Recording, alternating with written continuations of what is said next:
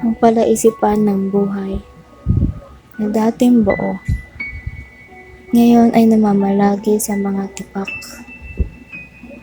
mga peraso ng pangarap, nabasag na parang sirang bakuran. Naghahanap ako ng mga peraso para ayusin ang sakit. Ngunit tulad ng buhangin sa pagitan ng mga daliri, sila ay dumudulas muli. Ang mga alaala ay nagtatagal.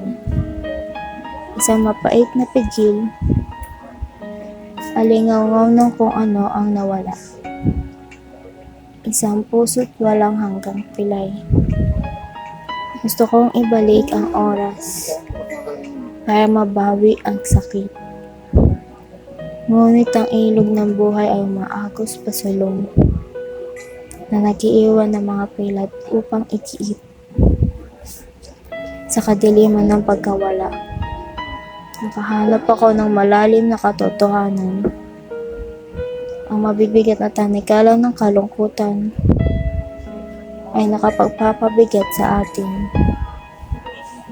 Gayunpaman, sa kalungkutan na ito, isang kislap na kumikinan, isang pagkakataon na muling buuin muli. Nagtitipon ako ng mga bali na peraso at nagsimulang lumikha. Isang obra mula sa mga tipak na dalamhati at kapalaran. Bagamat nananatili ang mga peklat, nagsasabi sila ng totoo, ng katatagan, pinanday sa apoy, at panibagong sakit sa puso.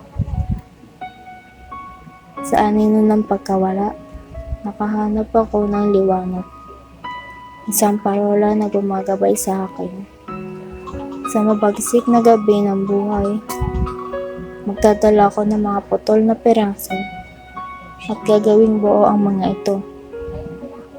Para sa mga aralin ng pagkawala, hinahanap ko ang aking kaluluwa.